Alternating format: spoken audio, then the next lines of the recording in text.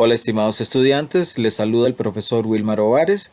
Bienvenidos a la segunda tutoría de la asignatura Globalización y Ambiente.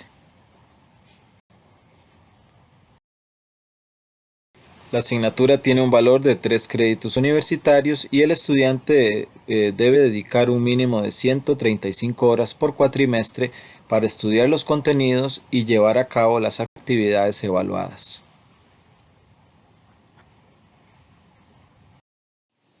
La asignatura cuenta con 4 temas específicos que desarrollan los contenidos del libro de texto a evaluar. Las fechas están indicadas en esta presentación y en el cronograma de actividades, disponible en la plataforma de estudio y en la orientación académica.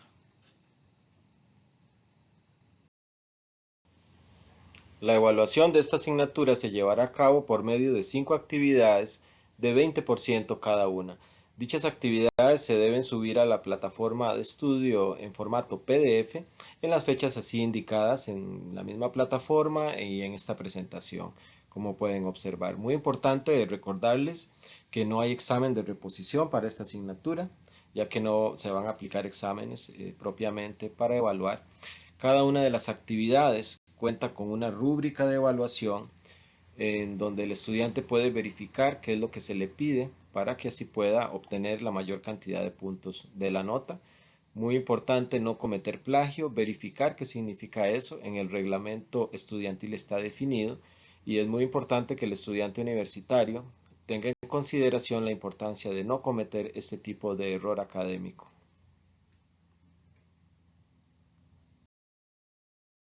La asignatura Globalización y Ambiente forma parte del programa de Humanidades de la Universidad Estatal a Distancia.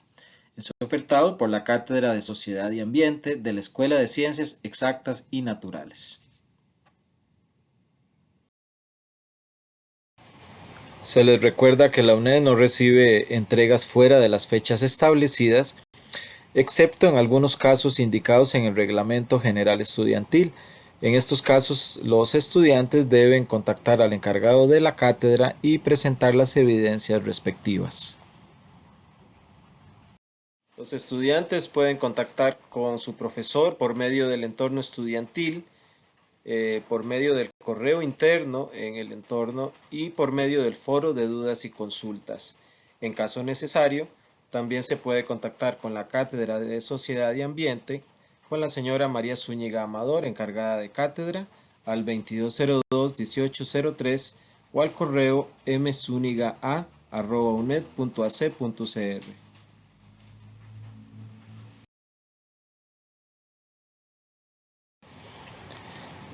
El día de hoy estaremos viendo contenidos correspondientes al segundo capítulo de la unidad de texto, el proceso histórico del desarrollo humano y los distintos patrones de uso de los recursos naturales.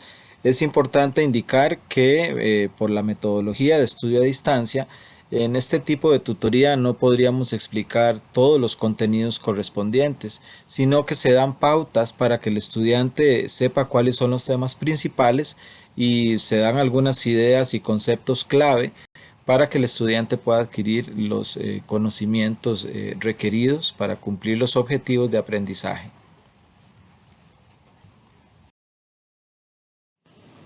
El segundo capítulo se subdivide en 2 grandes temas: las tendencias mundiales de la segunda mitad del siglo XX, en donde se sentaron las bases de la globalización actual.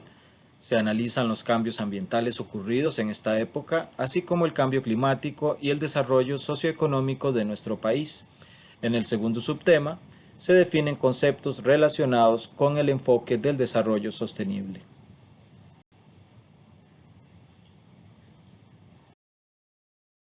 Las etapas del desarrollo económico mundial a partir de la página 96 es un tema bastante amplio en este segundo capítulo. La posguerra y formación de bloques hegemónicos originados a partir de la finalización de la Segunda Guerra Mundial.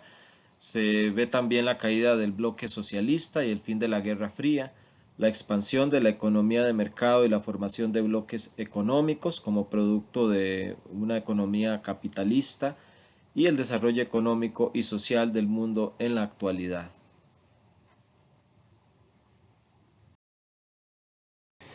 El siglo XX vio dos guerras mundiales que cambiaron completamente la configuración geopolítica del mundo. Antes de la Primera Guerra Mundial, Alemania era la potencia emergente que entraba en conflicto con Rusia. Existía el Imperio Austrohúngaro, uno de los imperios más importantes de la época. Todavía existía el Imperio Otomano, que poseía algunas de las zonas más conflictivas de la actualidad, como Siria o Irak.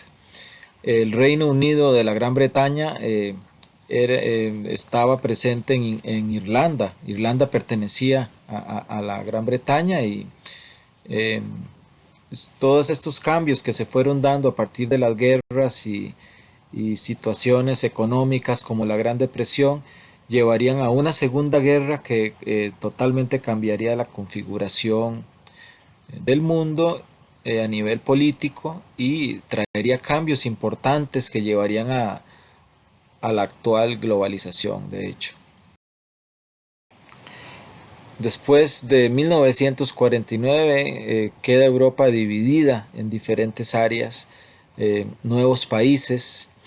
El caso de Alemania particularmente es importante para entender todos estos procesos, ya que quedó dividida en la Alemania occidental o Alemania federal y la República Democrática Alemana.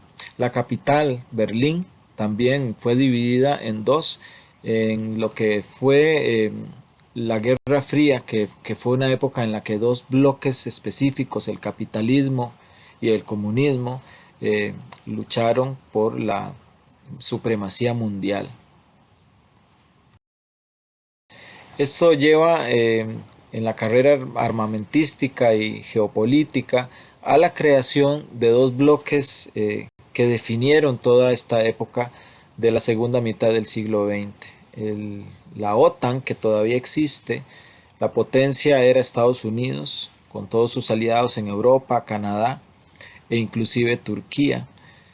Y por la otra parte, la Unión de Repúblicas Socialistas Soviéticas, con su capital en Moscú, en Rusia, y una serie de países que estaban bajo su influencia en lo que se llamó la cortina de hierro. Aparecen en rojo. El caso de Alemania fue particular, ya que el país posterior a la Segunda Guerra Mundial fue tomado por los aliados y por Rusia. Su capital también fue dividida. Eh, el lado este pasó a ser parte de la Alemania comunista, la Alemania democrática, y el lado oeste fue un enclave de la Alemania federal eh, o Alemania occidental en esa zona de Berlín. Esto es muy importante para entender posteriormente por qué la caída del muro de Berlín fue considerado como el final de la etapa comunista de estos países de Europa.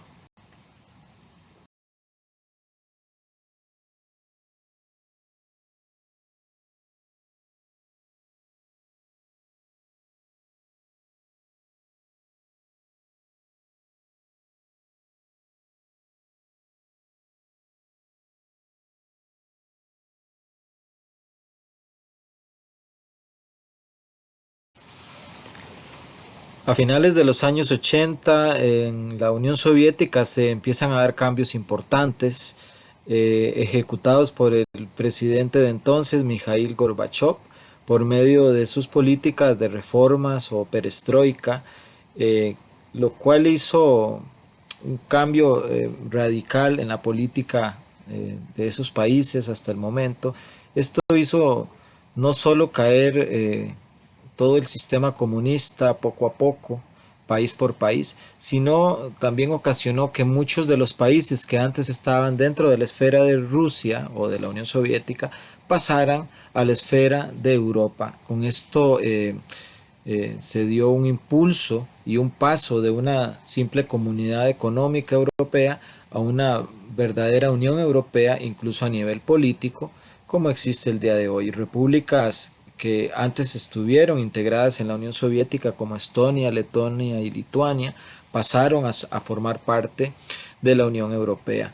Lo mismo que Polonia, Checoslovaquia, que se dividiría igualmente en dos repúblicas, la República Checa y Eslovaquia, y todos los demás países correspondientes a la cortina de hierro, como pueden observar en ambos mapas. Esto le dio un impulso al sistema entonces predominante en Occidente, como lo es el capitalismo. Esto dio impulso a instituciones como el Banco Mundial o al Fondo Monetario Internacional eh, para iniciar contactos con esos países y empezar a meterlos en la esfera capitalista. Esto le dio mucho poder al capitalismo en términos generales. Lo mismo pasó en el resto del mundo, en donde incluso países antes eh, muy comunistas e incluso cerrados como China, se empezaron también a pasar al lado capitalista. En el caso de China, ellos siguen siendo comunistas o teniendo un sistema comunista, pero lo abrieron completamente a la economía. eh, y todo eso ha traído pues un impacto importante a nivel mundial en todo sentido y particularmente a nivel ambiental. A finales de los años 70 y la década de los 80, China inició una serie de transformaciones internas para impulsar el crecimiento económico que incluyeron reformas económicas como la apertura del país a la inversión extranjera. En la actualidad, China se ha convertido en la segunda potencia económica del mundo y es el primer exportador industrial en la actualidad.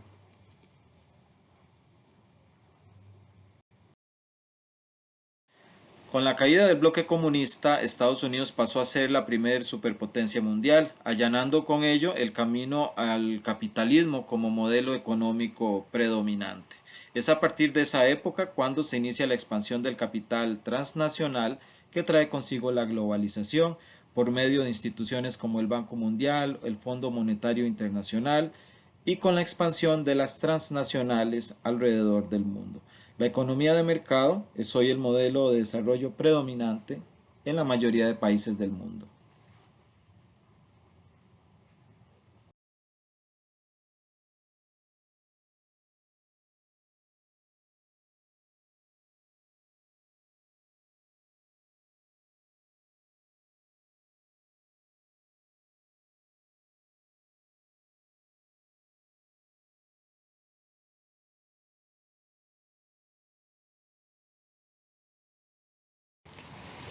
El mundo sigue polarizado, ya pasó la Guerra Fría, pero siguen habiendo países más desarrollados que otros, siguen habiendo diferencias de culto, de lengua, eh, seguimos viviendo en un mundo polarizado y en la actual etapa capitalista en la que se vive, la división entre ricos y pobres, entre norte y sur, muchas veces es muy acentuada, provocando movimientos sociales de unos países a otros, en donde eh, obviamente se siguen dando conflictos a nivel interno.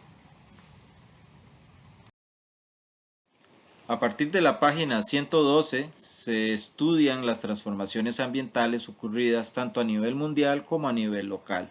Se inicia este subtema con el análisis de la degradación ambiental que ocurre como consecuencia del modelo de desarrollo basado en la economía del libre mercado y el capitalismo.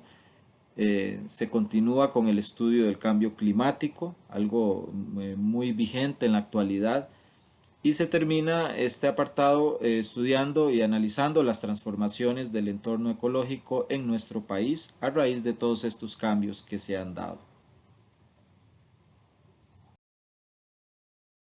Es interesante observar en este mapa sobre la huella ecológica por país. Es interesante ver cómo entre más desarrollado sea un país, más contamina.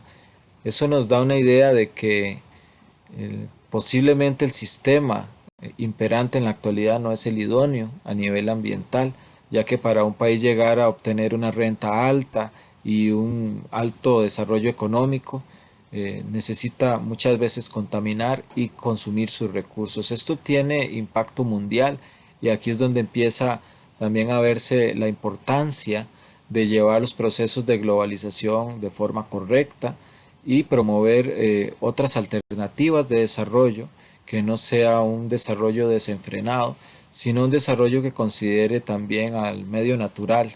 Y por eso se crean también nuevos conceptos como el desarrollo sostenible y se empiezan a implementar en muchos de estos países. También vale indicar que, como pueden observar, nuestro país aparece con una alta huella ecológica eh, por nuestras formas de consumo posiblemente, ya que Costa Rica es un país altamente globalizado y es interesante observarlo, ya que pese a que somos un país considerado líder en la parte ambiental, nuestro consumo muchas veces excede las capacidades del mismo país para recuperar, digamos, por ejemplo, lo relacionado a la captura de carbono y todo esto.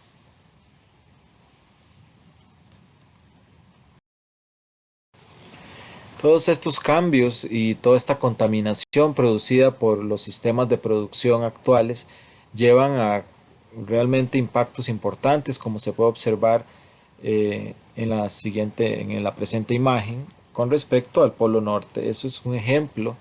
A partir de los años 70 se empieza a tomar conciencia a nivel mundial de que hay un problema ambiental que resolver. Se empiezan a medir, se empieza a recolectar información y se ha observado que es evidente que hay cambios importantes producidos por el ser humano en los últimos años y especialmente en los últimos 100 años con respecto a recursos tan importantes como el agua dulce que puede existir en los casquetes polares. A partir de 1950 y hasta finales de la década de los 70 del siglo XX, se dan cambios muy importantes a nivel social y económico en nuestro país.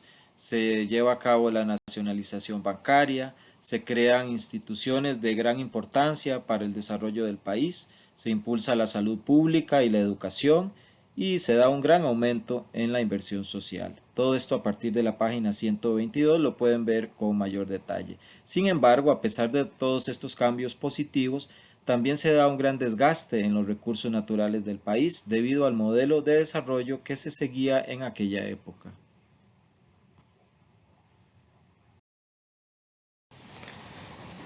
A partir de la segunda mitad del siglo XX, Costa Rica ve su mayor degradación en la historia en cuanto a sus recursos naturales y pérdida de cobertura forestal.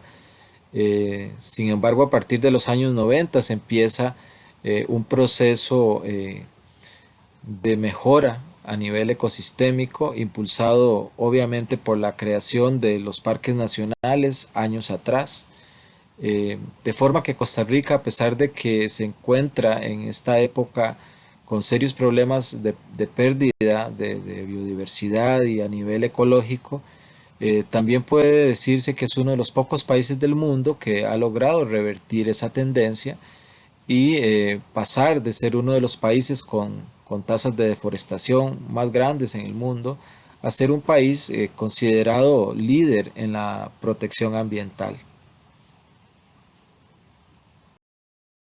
En las últimas décadas del siglo XX, Costa Rica ve nuevamente un cambio importante en el modelo social y en el modelo de desarrollo del país. En 1978, con la crisis de los precios del café, los precios del petróleo, se da una subida importante del dólar, con lo cual se da una crisis de dimensiones bastante importantes para nuestro país.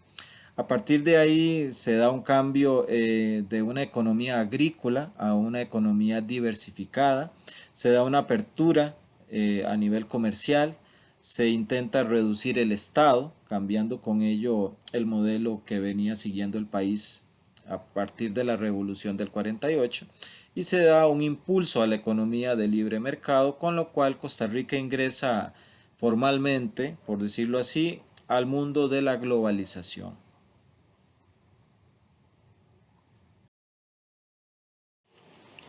Un ejemplo en este cambio del modelo de desarrollo es la adopción del turismo, sobre todo el turismo ecológico, como una de las actividades principales del país. Esto influye mucho en la mejora de los servicios para atender a turistas extranjeros, Costa Rica empieza a crecer bastante con base en actividades más complejas que la agricultura, como en este caso lo sería el turismo, y sobre todo con el perfil de turismo ecológico que ha caracterizado al país en las últimas décadas, pasando de muy pocos visitantes en la década de los 80, menos de medio millón por año, a casi 3 millones en la actualidad. Esto es muy importante a nivel económico y también ocasiona cambios importantes a nivel social y, por qué no, ambiental, ya que las áreas silvestres protegidas, que son muy visitadas por los extranjeros, pasan a tener una importancia mayor que solo la importancia biológica que tienen,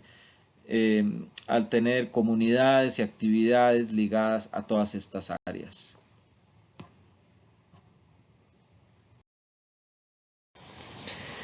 Ya llegamos a inicios del siglo XXI, en donde pues Costa Rica entra de lleno ya en la globalización, como se dijo antes, por medio de instrumentos como los tratados de libre comercio. Hay un fuerte aumento del PIB, de la producción, y se diversifica la economía, como ya se dijo, pero no todo es perfecto. A la vez que el país se va globalizando y va mejorando en algunos casos el desarrollo económico, desgraciadamente esto no se da para toda la población. Muchas veces los grandes beneficiados son grandes compañías, pero el nivel de pobreza sigue constante. En la actualidad es evidente que incluso es mayor ya que el 20% debido a la crisis actual del coronavirus. Se empiezan a dar problemas en el modelo social que el país ha seguido en las últimas décadas, y muchas de estas situaciones tienen que ver con situaciones de inequidad y de ineficiencia muchas veces de nuestras instituciones. Esto lleva también a un deterioro ambiental, en donde el país tiene que tomar decisiones y tiene que verdaderamente saber administrar eh, la diversidad que tiene a nivel ecológico, para que ésta no sea una víctima más del desarrollo económico actual. La polarización de la cual se habló a nivel mundial anteriormente también se da en nuestro país, ya que se presentan regiones, cantones o zonas más desarrolladas que otras. El centro del país suele tener mayores servicios, mayores oportunidades de empleo y de crecimiento, mientras que las zonas rurales alejadas presentan menores niveles de desarrollo. Esto es muy complejo para el país, y por lo cual es muy importante propiciar oportunidades de crecimiento en las diferentes áreas de Costa Rica.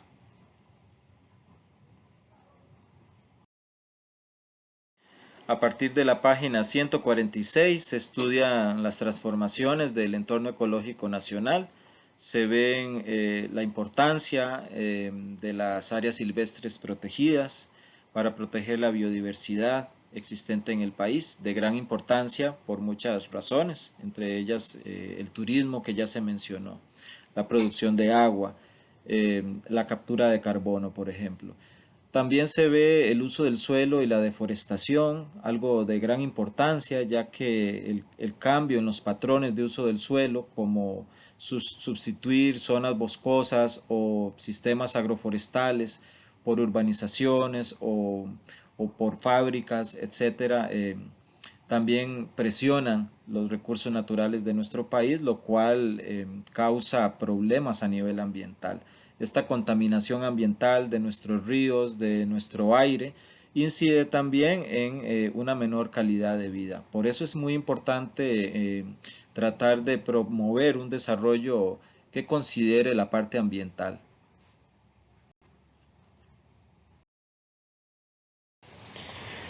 En los próximos años seguirá creciendo la población, seguirá habiendo presión sobre los recursos, los nuevos costarricenses van a requerir nuevas casas, van a requerir trabajo, agua, etcétera. Es muy importante mejorar los medios de producción, ya que si bien es necesario brindar oportunidades de trabajo a la población, no puede ser en contra de los recursos naturales. No podemos contaminar el agua o el suelo porque posteriormente de igual forma nos vamos a quedar sin el trabajo y con una naturaleza muy afectada, como ya ha pasado en otros países. A partir de la página 165 entramos al estudio del último de los temas de este segundo capítulo, el enfoque del desarrollo sostenible. Diferentes instituciones alrededor del mundo han llevado a cabo definiciones de lo que es el desarrollo sostenible. A partir, como se indicó, de la página 165 podrán obtener mayores detalles para tener una mejor idea sobre en qué consiste el desarrollo sostenible.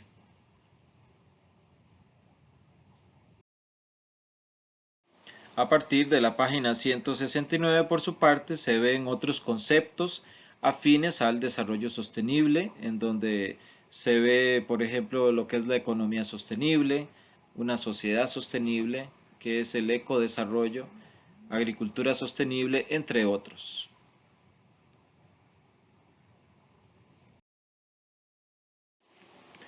Con base en la figura que aparece en la página 172 de este segundo capítulo, podríamos decir que en términos generales el desarrollo sostenible se asocia con un crecimiento que considera no solo factores económicos, sino factores sociales también y factores ambientales.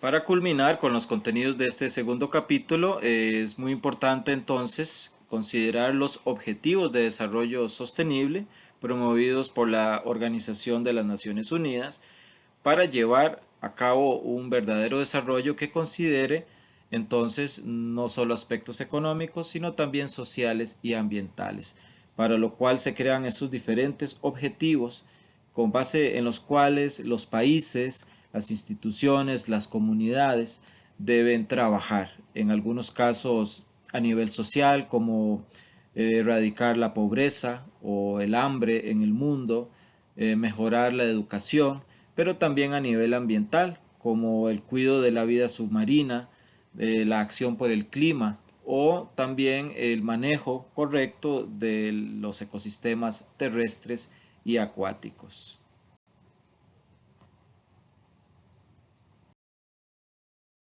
Para implementar estos objetivos de desarrollo sostenible, los países, como en el caso de Costa Rica, deben desarrollar planes, políticas y estrategias nacionales para la promoción del desarrollo sostenible en sus instituciones, en sus comunidades, en sus escuelas, divulgando todo lo que tiene que ver con esto y llevando a cabo proyectos que van a mejorar la situación ambiental.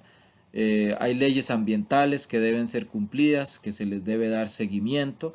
Hay convenios internacionales que se mencionan a partir de la página 189, como se indicó, firmados por el país, los cuales se deben respetar.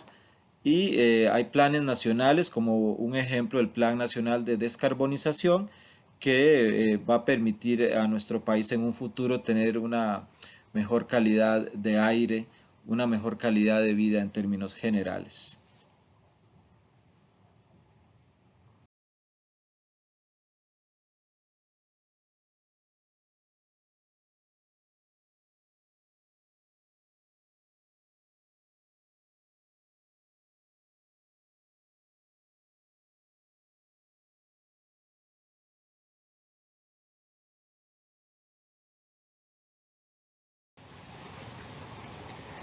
Y así llegamos al final de esta segunda tutoría. Muchas gracias por su atención. Les habló el profesor Wilmar Ovares. Que tengan una excelente semana.